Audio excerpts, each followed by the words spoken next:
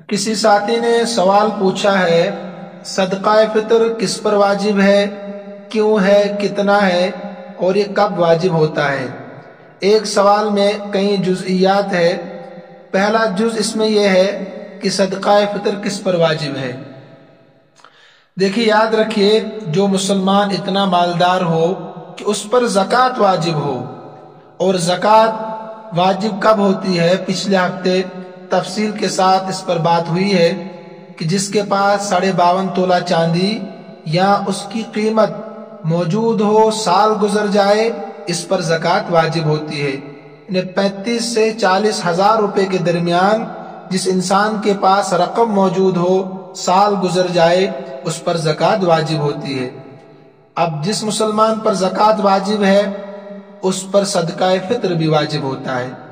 या उस पर ज़कात तो वाजिब नहीं है, यानी उसके पास 52.5 तोला चांदी या 40 हजार नकद मौजूद नहीं है, लेकिन ज़रूरियात से ज़्यादा सामान उसके पास है, ज़रूरियात ज़िंदगी से ज़ायद सामान मौजूद है और उसकी कीमत कम से कम 35 से 40 हजार के दरमियान हो जाती है। साल गुजरना ज़रूरी नहीं है। याद रखिए, ईद उल फितर के दिन सुबह सादिक के वक्त अगर इसके पास ज़रूरियात ज़िंदगी से ज़ायद सामान है और उसकी कीमत 35 से 40 हजार के दरमियान है, तो इस पर सदका फितर वाजिब है। अब इस ज़रूरियात ज़िंदगी क्या है?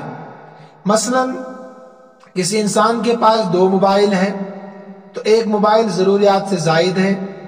किसी के पास 20-30 जोड़े कपड़े हैं, तो 3 जोड़े तो ज़रूरत समझ में आती है, लेकिन इससे ज़ायद जो है ये ज़रूरत नहीं है। ऐसे घर में बर्तन रखें 50 हजार 60 हजार रुपए के, लेकिन इस्तेमाल कुछ ही उनमें से होते हैं। ऐसे ही गाड़ियां 2 रखी है, टीवी घर में है, ये ज़रूरियात ज़िंदगी नहीं है। तो अगर ये सारी चीज़ें मिलाई जाएं और इनकी कीमत कम से कम 35 हजार से 40 हजार के दरमियान में हो जाए सुबह सादिक के वक्त ईद उल फितर के दिन, तो इस इंसान पर भी सदका फितर वाजिब होता है।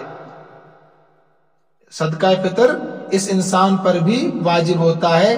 ज़रूरियात ज़िंदगी से ज़ायद चीज़ों को मिलाने के बाद अगर उनकी कीमत 35 से 40 हजार के दरमियान यानी 52.5 तोला चांदी के बराबर हो जाती है, तो इस इंसान पर सदका फितर वाजिब होता है। दूसरा जुज़ इसमें है, ये कब वाजिब होता है।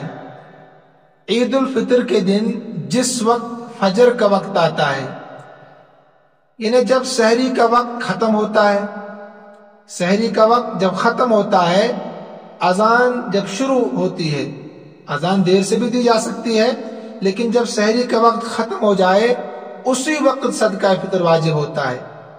सहरी का वक्त खत्म होते ही सदका फितर वाजिब होता है।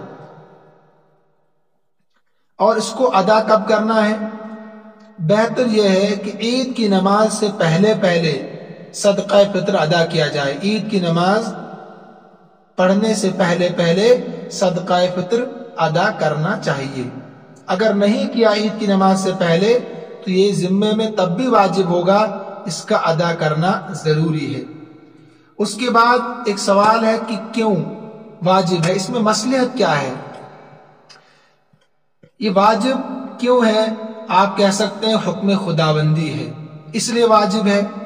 एक रिवायत है अबू दाऊद में, हुजूर सल्लल्लाहु अलैहि वसल्लम ने फरमाया, ज़कातुल फित्र तुहरतुन लिस्साइमी मिनल लग़्वी वर्रफ़सी व तुअमतुन लिल मसाकीन, कि सदका फितर रोजेदारों की बेकार और बेहुदा बातों से पाकीज़गी और मसाकीन को खिलाने यानी मदद की गर्ज से वाजिब किया गया है। कुरान करीम की एक आयत है, वल्लज़ीना यज्तनिबूना कबाइरल इस्म वल फवाहिश इल्लल लमम, इन्हें जो लोग कबाइर से बचते हैं, बड़े बड़े गुनाहों से बच जाते हैं, लेकिन इसके बावजूद भी बादल नाखास्ता आंखों से गुनाह हो जाते हैं, कान से गुनाह हो जाते हैं, दिल से गुनाह हो जाते हैं, इसी तरीके से बे इख्तियार गुनाह हो जाते हैं इससे, तो ان کو لمم کہا جاتا ہے، چھوٹے چھوٹے گناہ، صغیرہ گناہ۔ تو اسی طریقے سے حالت صیام میں، روزے کی حالت میں انسان سے غیر اختیاری طور پر جو بیہودہ باتیں اسی طریقے سے گناہ ہو جاتے ہیں، ان کا کفارہ ہے یہ۔ اور حضور صلی اللہ علیہ وسلم نے یہ فرمایا، حضرت جریر بن عبداللہ شاہد راوی ہے، فرمایا کہ صوم شہر رمضان معلق بین السماء والارض ولا يرفع الا بزکاۃ الفطر۔ مشہور معروف روایت ہے کہ رمضان کے روزے جو ہے آسمان اور زمین کے درمیان معلق رہتے ہیں، لٹکے ہوئے رہتے ہیں، گویا کہ قبول نہیں ہوتے ہیں جب تک کہ صدقہ فطر ادا نہ کیا جائے۔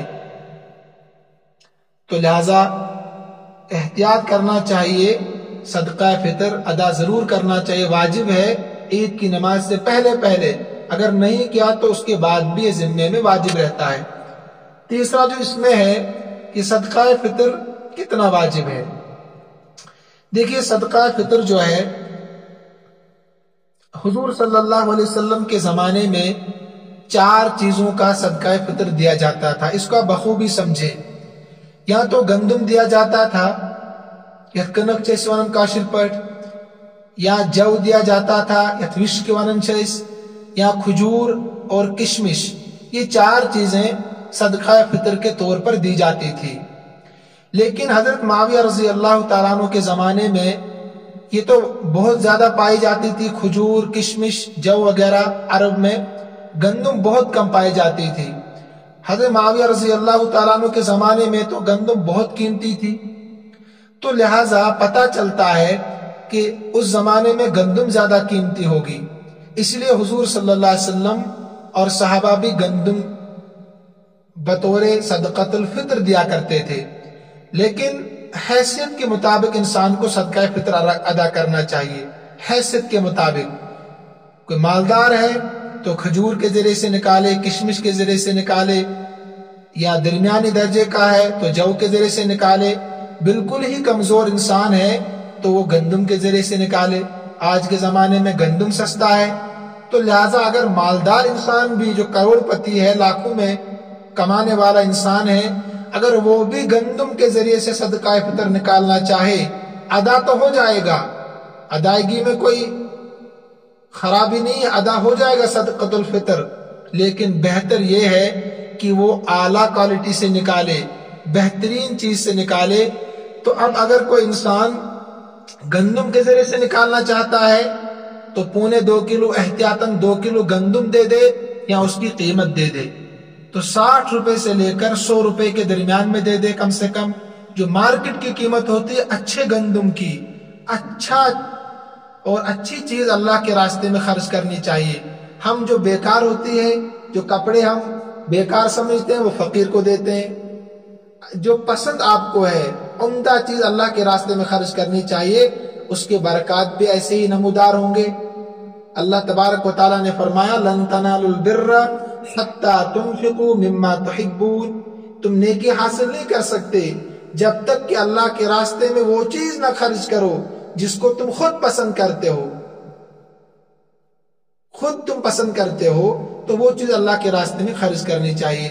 تو لہٰذا بہترین جو گندم ہو جس کی قیمت اعلیٰ ہو تو 60 روپے سے لے کر 100 روپے کے درمیان اگر گندم سے دینا چاہے، اگر کوئی جو سے دینا چاہے تو 3.5 کلو جو دے دے یا اس کی قیمت دے دے، انہیں 250 روپے کم سے کم دے دے، ایک آدمی کی طرف سے صدقہ فطر یہ ہے۔ اگر کھجور کے اعتبار سے دینا چاہے تو 3.5 کلو کھجور جو نارمل ہے وہ کم سے کم 1100 روپے ہے۔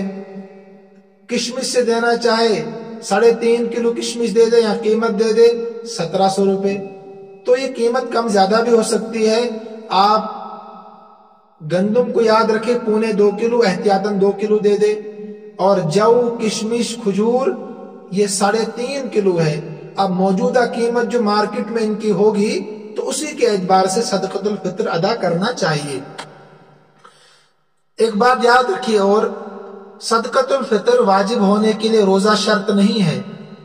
صدقۃ الفطر واجب ہونے کے لیے روزہ شرط نہیں ہے۔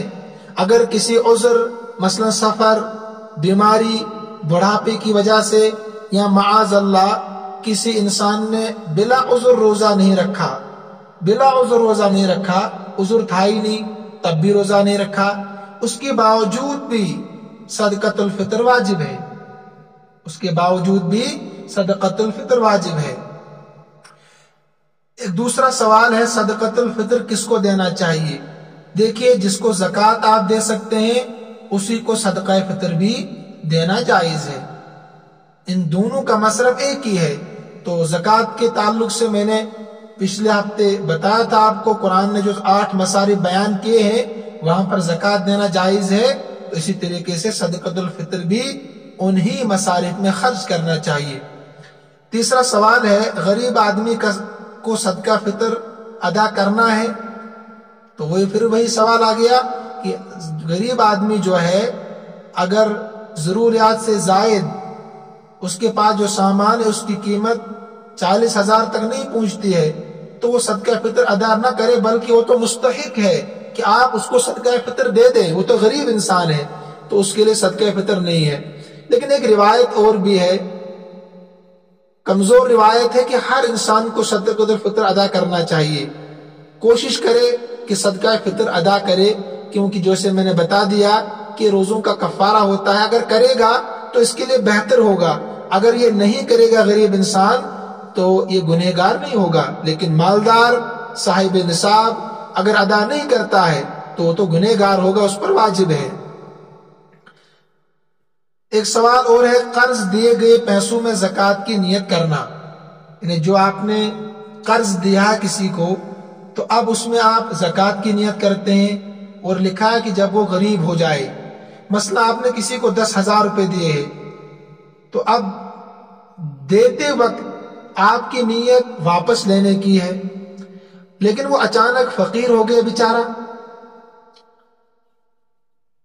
اب اگر آپ زکوٰۃ کی نیت کرنا چاہیں تو آپ زکوٰۃ کی نیت نہیں کر سکتے ہیں، کیونکہ آپ نے قرض دیا ہے اس نیت کے ساتھ کہ آپ واپس لے لیں گے، اب جب بیچارہ فقیر ہو گیا تو اب آپ زکوٰۃ کی نیت کر رہے ہیں، تو زکوٰۃ کی نیت دیتے وقت ہونی چاہیے، جب آپ نے فقیر کو دیا تو اگر اس وقت آپ زکوٰۃ کی نیت کرتے ہیں تو یہ زکوٰۃ ادا ہوگی، یا جب فقیر کے پاس مال موجود تھا، یعنی ابھی وہ فقیر نہیں تھا، مالدار تھا وہ، تو مال موجود تھا، آپ نے اس کو قرض دیا تھا، آپ نے نیت کر لی کہ اس کے پاس جو میری رقم ہے قرض کے طور پر دی ہوئی وہ میں زکوٰۃ کی نیت کرتا ہوں اس میں، تو اب زکوٰۃ ادا ہو جاتی۔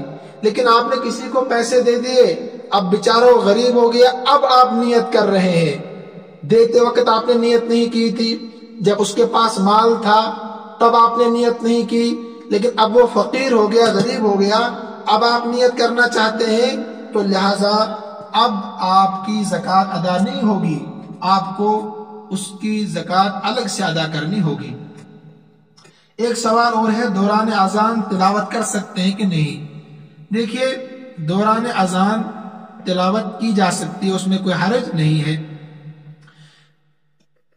اذان کا جواب دینا یہ عملی طور پر واجب ہے، یعنی اذان سن کر مسجد کی طرف جانا اور عملی طور پر اذان کا جواب دینا یہ واجب ہے، کہ میں جواب دے رہا ہوں اور میں مسجد کی طرف نکلا ہوں، یہ واجب ہے۔